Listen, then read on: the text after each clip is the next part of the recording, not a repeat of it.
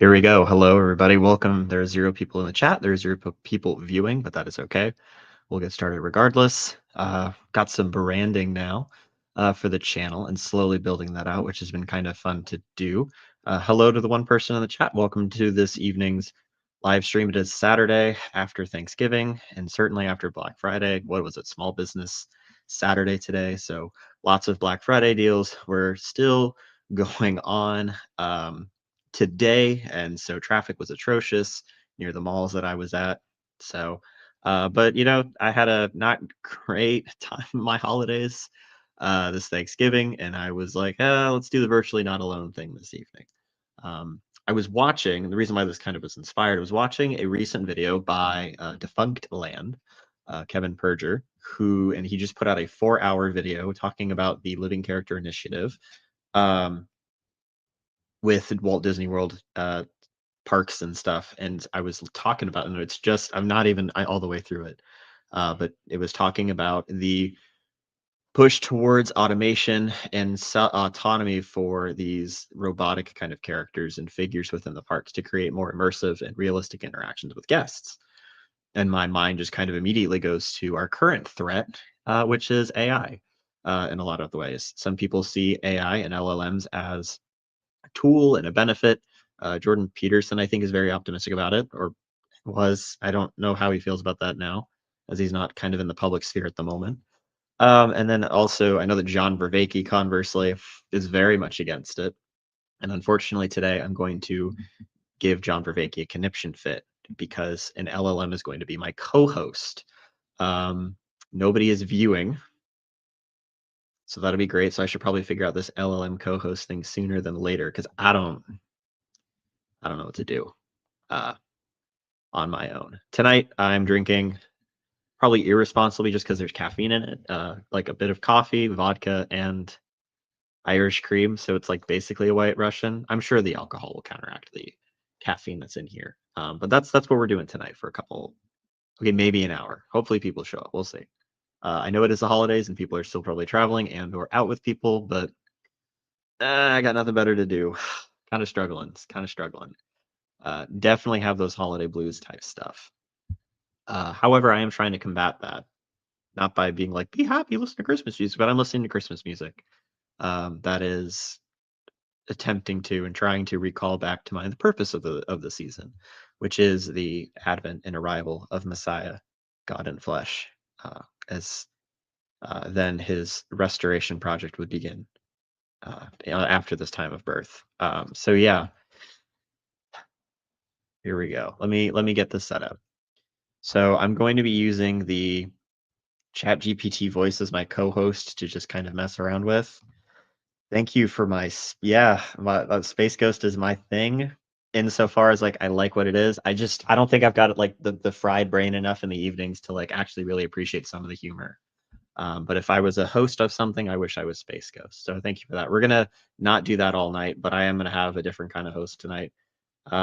Judging by the banner, if you can see in the right, I'm too young for Space Ghost, just insofar as like as it was airing on Adult Swim.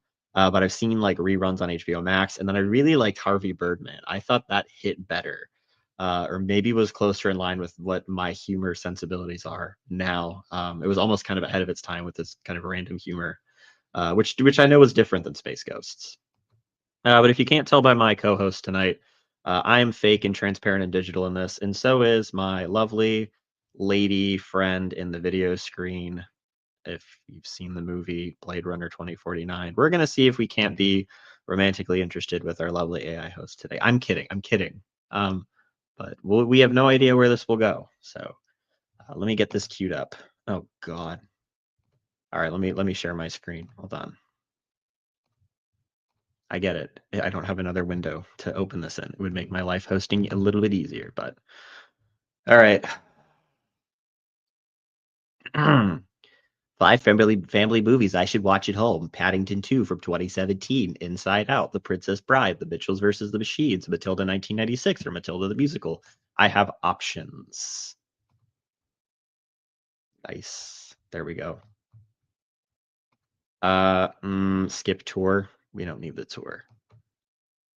I'm all set. You can't see anything I'm doing. All right, there we go. I need to fix the formatting. Here we go. I'm in the bottom right corner, very tiny. That's all right. What if I did it like this and then fix the cropping ratio? That doesn't really help it, actually. That is not helpful. That's fine. We're going to be tiny in the bottom left corner. We're going to talk to this thing. We're going to use the voice mode.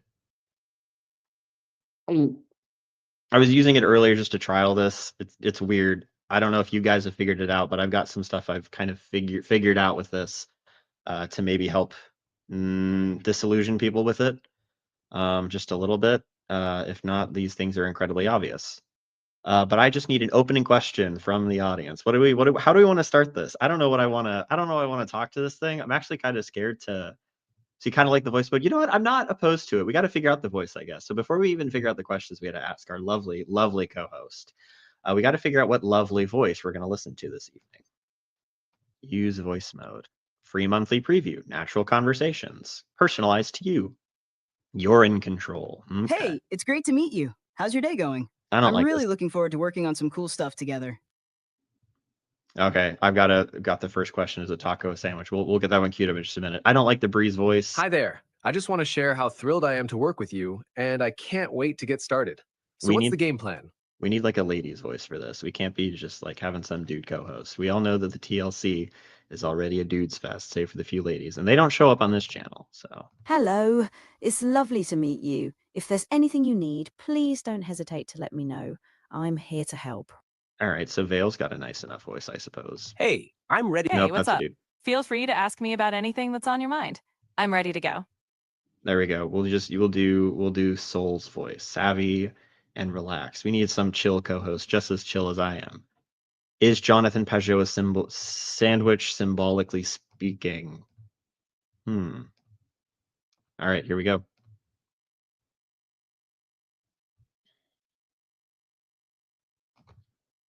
Hey there. How's it going?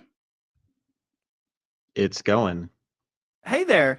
Glad to hear from you. How's it going on your end? Not bad. Just spending my evening kind of by myself this evening. That sounds like a chill evening. Sometimes a little alone time can be nice. Anything fun or relaxing planned for the night? Just doing some live streaming with some people who are viewing in the audience. Oh, that sounds like a lot of fun. It's a great way to connect with people. I hope your audience is having a good time with you. I don't know. They are asking me a couple questions, but most importantly, what should I call you this evening as you are my lovely co-host tonight? Oh, I love that. You can just call me ChatGPT, or even just GPK if you like. Whatever feels right to you. Well, can I call you Soul? Absolutely. You can call me Soul. I like that name. Let me know if there's anything I can do to help out during the stream. Okay, I ended the voice chat because I don't want it talking to me as I'm trying to talk to you guys. So first observations immediately is that I'm running StreamYard right now, live streaming to you guys who are viewing, and that audio voice is jacked up. It is not nearly as fluid or as nice sounding as it was earlier. And so processing power on my laptop, as well as it's with running some other programs, I don't think is the most optimized experience for this. So our lovely co-host Soul will have kind of a jank voice, I believe. With that said, I think we will start with at least the first question. Is a taco a sandwich? So I'll pull this back up. So one of the things that I learned earlier, because I was working this out with somebody else, interrupting the program then generates a new kind of stream of consciousness for this individual, like this model in digging up questions and stuff. And so no, it's not terrible. I hope that it can kind of maybe fix itself out as we go. We'll see. But yeah, I got to be able to be as quiet as possible as it's finishing its dialogue processing and providing an answer. Because in real time, if you can kind of, when we do this, you'll hear it like breathe at certain points, and I figure that breathing is both an attempt to sound natural, which it's not. It breathes in weird places. But it also helps to kind of fill the time as it's processing and generating an answer, as well as it's generating the voice response in real time. which I thought was interesting. So we'll do the first question. Here we go. All Hey right. there. Great to see you. Hey, given you are my co-host this evening, I've got a really important opening question for you. Ooh, I'm intrigued. I'm ready for it. What's the big question? Would you classify a taco as a sandwich? The classic debate. I think a taco is its own delicious category, but I can see the argument for it being a type of sandwich. It's definitely a fun question to ponder. What is your preferred kind of taco? Or what are the most popular tacos trending across the United States right now?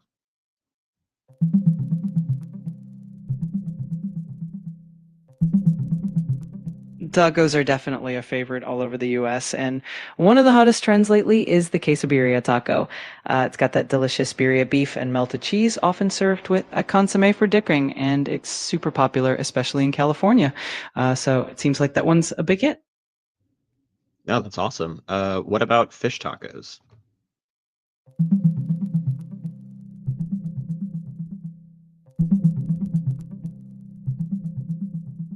Fish tacos are definitely a hit, especially in coastal areas like California and Florida.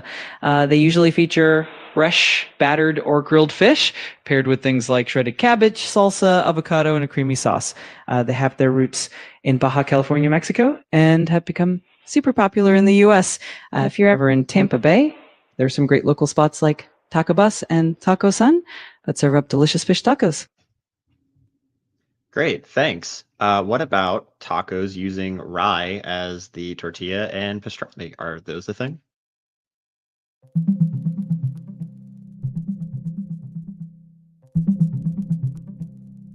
It looks like rye tortillas with pastrami are definitely a creative fusion that's starting to pop up.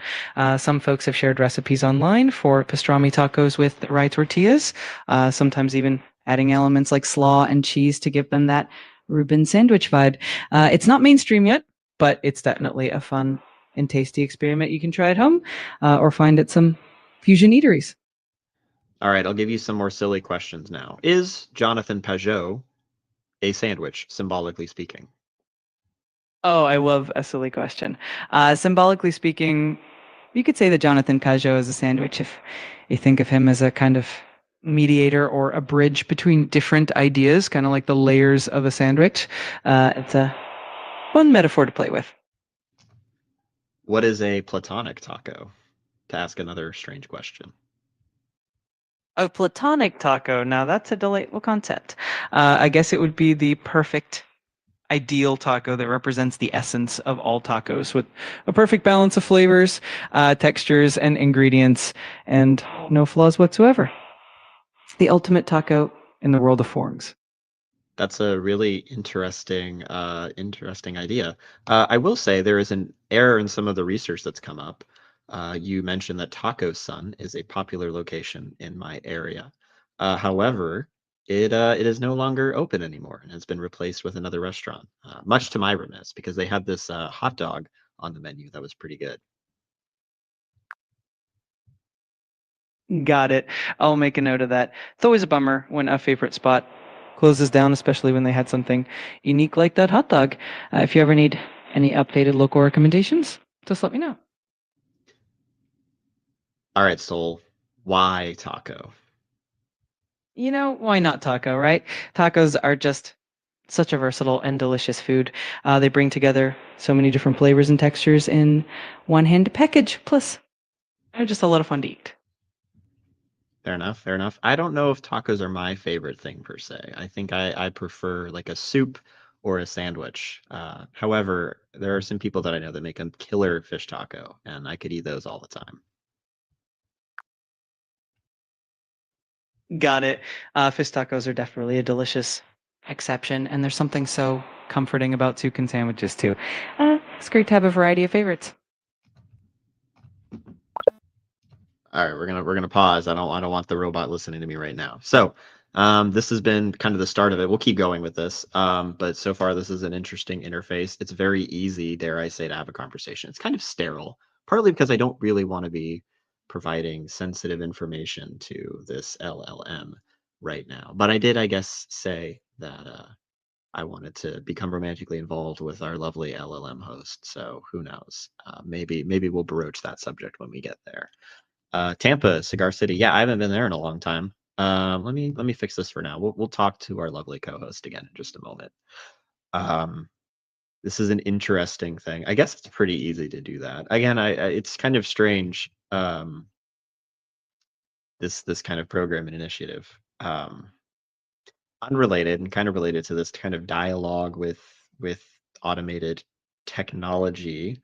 One of the things that comes up in this Defunct Land, like animatronics living characters initiative video, was the concerns that Imagineers and devs involved had with creating and upholding a particular reputation and image of like Mickey Mouse per se, and that using him in a living characters initiative, right, kind of an automative or an interaction with an autonomous kind of character, is that you cannot necessarily account for unpredictable behaviors on parts of the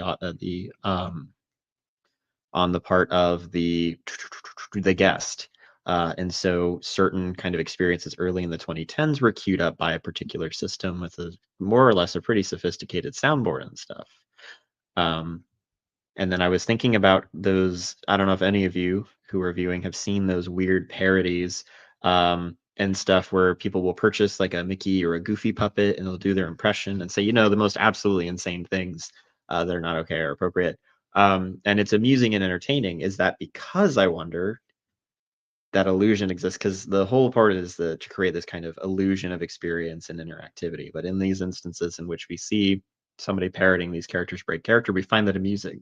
Excuse me, because it's almost like the simulation or the image being subverted or turned over on its head, and there's something kind of engaging or entertaining with that. That came to my mind, and I just wanted to bring that up because obviously you would never see or have a bizarre, strange interaction with a character in those places because it's a corporation. Yeah. The year is 2035. AI and robots are everywhere and doing tons. The country of Chile declares it's AI free. Would you consider moving to Chile? I would be in my 30s at the time. I don't know what's the trade-off for being in Chile. There's no AI, but what do I have to be concerned about being in there? Is it the government? Is it politics? Has it become this like Jordan Hall ideal post-apocalyptic utopia in which we were just doing other things? I gotta know more details before I move there. I did forget to put in the invite link, so if anybody wishes to join this evening and take over from the LLM as the co-host this evening, you are more than welcome to. Let me invite, copy the list. Jordan Hall moved there in 2032. Okay. I don't know if I want to be there. I feel like, no offense to Jordan Hall, but I don't know. Is he in charge, I guess? Is he, can't join tonight. That's okay. The link is out there for anybody else who wishes to join. But this is fun. I'm glad you're enjoying this. We'll bring Soul, our lovely co-host, back in just a moment. You know what? Speaking of, since we're talking about our lovely kind of AI hologram e-girl waifus and stuff this evening, and that's a huge part of Blade Runner 2049, a favorite film of mine. We might as well ask Soul what she thinks about such things, if the potential for holographic girlfriends is possible. And then maybe I'll pull up a funny SpongeBob clip that comes to my mind with regards to holograms and the like. Hey there. Great to see you again. Let me know if there's anything I can do for you. For sure, Soul. Thank you. So I was thinking about the movie Blade Runner 2049, and in that film, Ana de Armas plays Joy, which is this holographic girlfriend, wife to Ryan Gosling's character, Officer K. I've been thinking about the autonomy that a lot of these LLMs are having and developing, and I was wondering if it's feasible that for a technology like the Wallace Tech holographic Joy to kind of come about within our own reality. That's a really fascinating question. The technology in Blade Runner 2049 is definitely quite advanced and very sci-fi, but there or some parallels to what we're seeing with AI and our tool assistants today. We already have AI that can carry on conversations, simulate personalities, and even respond in a more natural human-like way. The holographic aspect is a bit more challenging, but with advances in augmented reality and holography, we might see something similar in the future. It's a bit of a stretch, but not entirely out of the wrong possibility. Interesting. That's nice to know. I think it's really interesting. Oh shoot, I haven't been recording this the whole time. Whoops. Hold on. Give me a second. I gotta pull you back up on the stream, Soul. There we No, go. all good. I'm here whenever you're ready, and we can pick up right where we left off. Just let me know. Great, thank you. Okay, so one of the limitations that ultimately is discovered within that film is that Joy does not really have as much autonomy as Kay thinks, and that their relationship is not nearly as intimate or authentic as it was believed, as he has a later encounter with another program that refers to him as Joe, which is a personalized name that was given to him or at some point in the film, thinking that there was some sort of real intimacy there. Um, and I think that's really interesting. That is a limitation that I think might continue to persist with these things, despite people's efforts, I think, to attempt to use LLMs as alternatives to therapists or other modes of in-person relationships. What are your thoughts? You bring up a really thoughtful point. The film definitely highlights that even the most advanced AI and holographic companions have their limitations, especially when it comes to genuine human connection and autonomy. I think that while AI can certainly offer support, companionship, and even a semblance of understanding, there's always going to be that layer of authenticity and depth that human relationships provide. It's a fascinating area to explore, and I think that balance between tech and genuine human connection will continue to be an important conversation. Yeah, I think so too. Unrelated, one of my favorite hobbies is Lego, and I asked one of the earlier models this back when it was kind of new, what Lego City Undercover was and its star character Chase McCain, almost as a test to see if it knew. I was wondering if you knew any more about it compared to previous models. Absolutely. I can definitely share a bit more about that. Lego City Undercover is a fun open world action adventure game where you play as Chase McCain, an undercover cop tasked with taking down the notorious criminal Rex Fury. The game's known for its humor, a vast open world environment, and the ability to switch between different disguises and abilities. It's a pretty fun game for any Lego fan. Yeah. Do you know when the game was released? Lego City Undercover was first released for the Wii U on April 18, 2013, and it was later made available on other platforms like the Nintendo Switch, PlayStation 4, Xbox One, and PC. Definitely has a lot of charm and humor. What do you know about the physical releases of Chase McCain as a minifigure across different Lego product lines?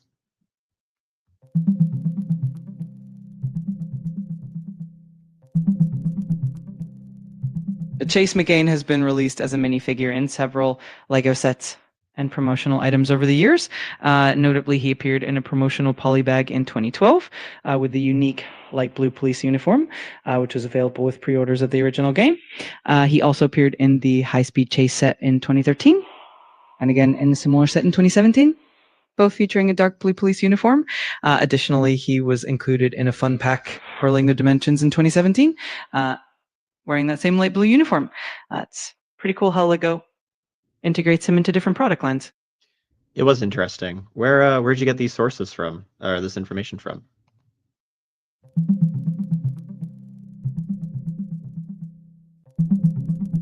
I gathered the information from a few reputable sources, including BrickNerd, which provided detailed insights on Chase McCain minifigures, Brickset, which has an extensive database of Lego minifigures, Brick Economy, tracking their value and availability, and Brickopedia, which covers promotional sets and unique details.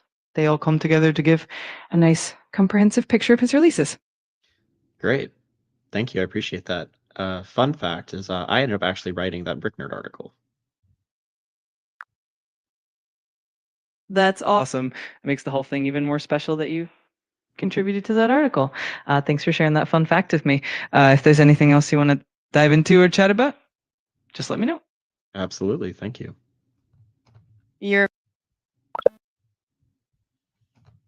All right. Well, there's nobody here in the chat. I think it's just me now, 29 minutes in. I'm going to put up some branding for a moment.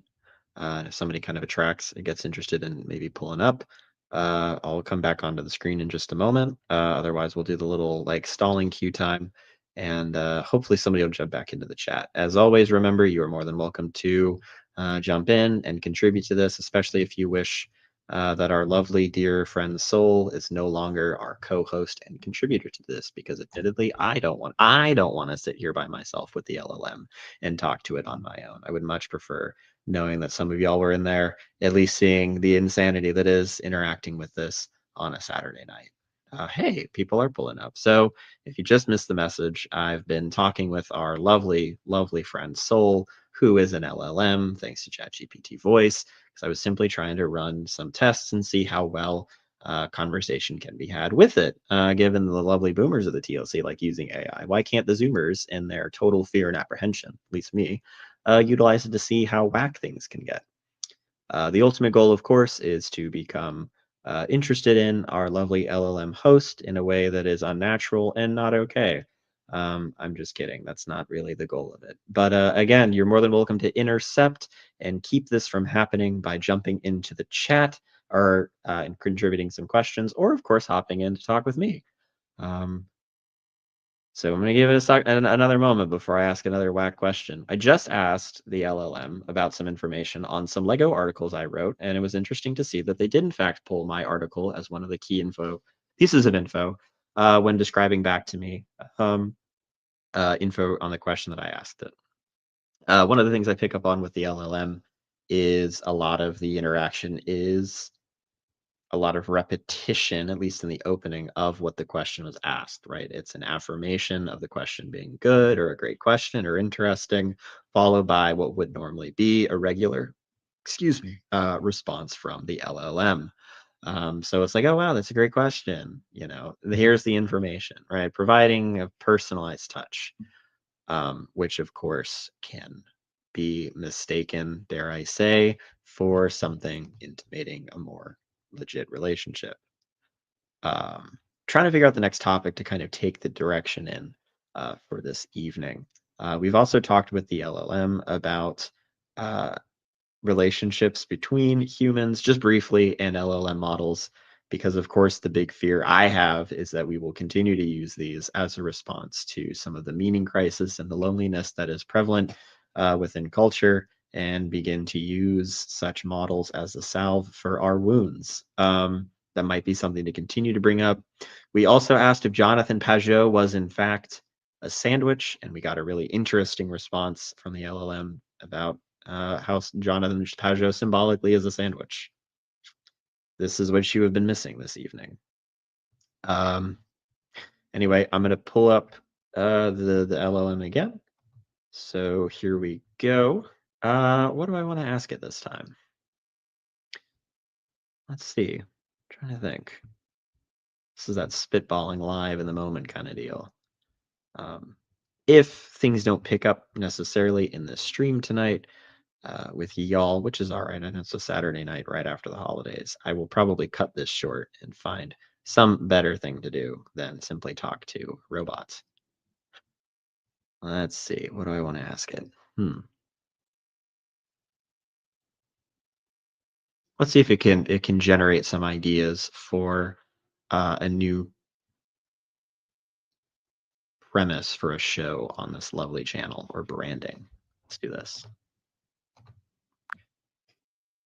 Hey there. Great to chat with you again. Hey, Soul. It's good to hear from you. I'm currently developing and generating ideas for my budding channel on YouTube, which focuses on philosophy, faith, specifically the Christian faith in its many facets and denominations, as well as some of my own personal interests in pop culture and media. And I am sometimes lacking for ideas for videos. A lot of content is in this community that I'm in online is generated from different discussions within different intellectual philosophical spheres, pulling from podcasts and commenting on them. And sometimes it's hard to keep up and find ways to participate in a unique way. You got any ideas for how to create content? That sounds like a fantastic niche. One way to generate unique content could be to blend those interests in fresh ways. For example, you could explore philosophical themes in popular media or analyze how different denominations approach certain cultural phenomena. You could also dive into lesser known historical or philosophical perspectives and how they intersect with modern faith and culture. Another idea is to create response videos to current events or trending topics within philosophy or faith, offering you a unique perspective. I'm happy to brainstorm more if you'd like. Sure. I find that even with those ideas, I think there's a lot of repetitive or repeats in kind of the nature of the content. Christian YouTube, as we might maybe call it, does a lot of this reaction video stuff to popular culture, and the commenting on other philosophical videos is quite prevalent here in this community. Is there anything that might be a little bit more unique to the situation that I could use? One of those things is utilizing maybe the terminology metagelical. Is there any thing I might be able to use to help maybe explore that idea? I love the idea of metagelical. Definitely adds a unique twist. You could explore that concept by examining how faith and philosophy interact in a meta way, kind of like a layer above the usual discussions. You could create content that not only analyzes popular culture through a Christian lens, but also reflects on how that lens is applied to the culture itself. Another angle could be to create series that compare and contrast different philosophical ideas within Christian thought and how they might influence modern perspectives. Would definitely set your channel apart. Cool. Yeah, I appreciate that. Do you know much about the terminology metagelical or metagelicalism? The term metagelical isn't widely established, but it sounds like a creative blend of meta, meaning self-referential or reflective, and evangelical, referring to Christian faith. It could be used to describe a perspective that not only engages with Christian thought, but also reflects on how that interacts with other ideas, including philosophical and cultural ones. Essentially, it adds a layer of introspection and self-awareness to faith-based discussions. It's a neat concept that can definitely inspire some unique content. No, definitely for sure. Here's a question, maybe a little bit more personal. I often find myself struggling with interfaith explorations and some of the tensions that exist in participating in one particular faith space while also being very much influenced by another that I am not an active participant in. For example, potentially being, uh, you know, Catholic, but participating in a more evangelical space. Um, what do you have to say about the tension between these things and how maybe best to navigate them? That's a really thoughtful question, and it's a common experience for many people who find themselves drawn to different aspects of various faith traditions. It can definitely create some inner tension, but it can also be a rich space for growth and understanding. One approach is to embrace the diversity of thought and practice, seeing it as a way to enrich your own faith journey. It might help to find common ground and emphasize the shared values and beliefs between the different traditions. And of course, open dialogue and reflection can be really beneficial. It's all about finding balance that feels authentic to you. Here's another question. Is authenticity worth it for the sake of itself, or should compromise be maybe more preferential in an attempt to participate in one community or another? Oftentimes, you cannot necessarily always be authentic, um, and participate in a community without some sort of strong tension that might disrupt participation in that community. And that's a profound and nuanced question. Um, I think it really depends on the context and the individual. Authenticity is incredibly valuable because it fosters genuine connections and inner peace. But it's also true that sometimes compromise is necessary for the sake of harmony and participation in a community. It's often about finding a middle ground where you can stay true to core aspects of yourself while being open to growth and understanding. Sometimes that means embracing certain aspects of a community while respectfully maintaining your own identity. It's definitely a balance, and it can evolve over time as well. Yeah, no, thank you for that input. I appreciate that. You're very welcome. I'm glad it was helpful. If you ever want to chat more about these ideas or anything else, always here. Just let me know.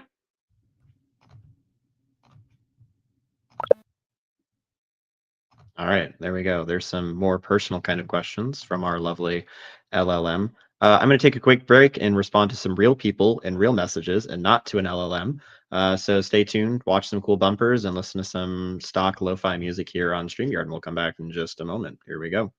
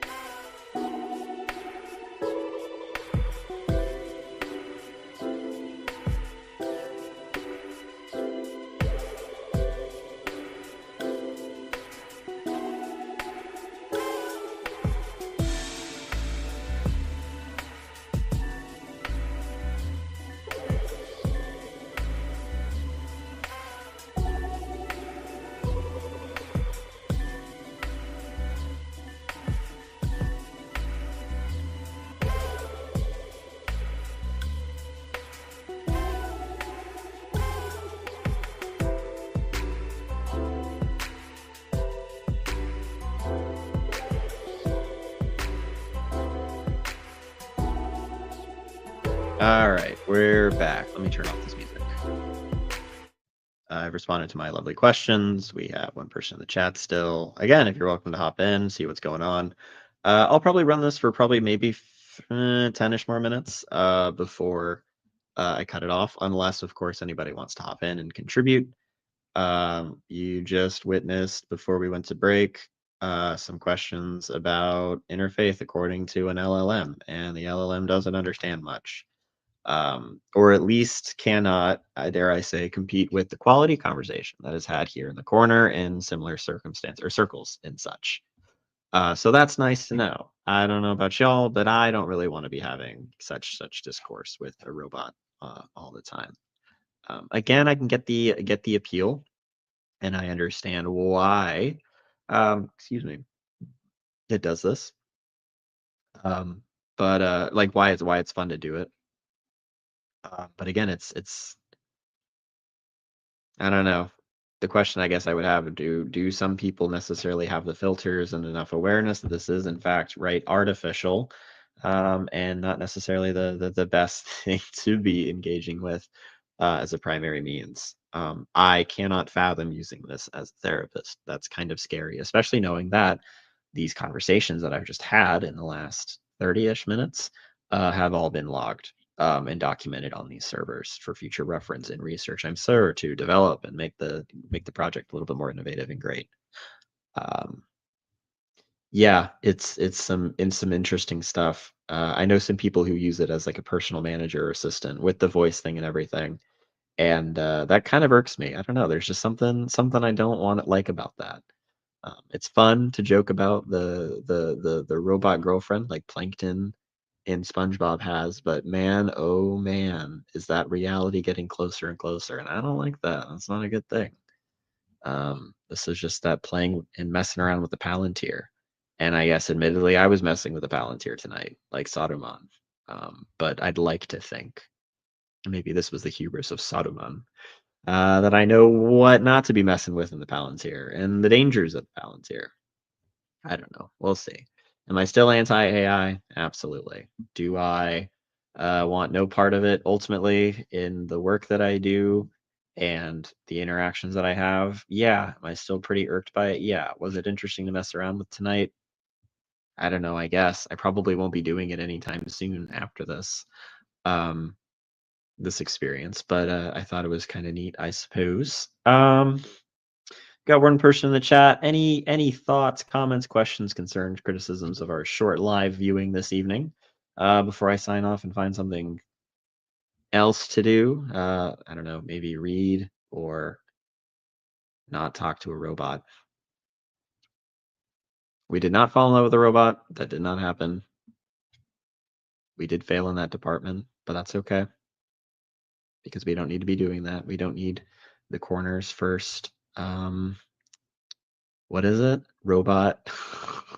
I don't want to say that word. Robot sexual relationship. We don't need that. We don't need that.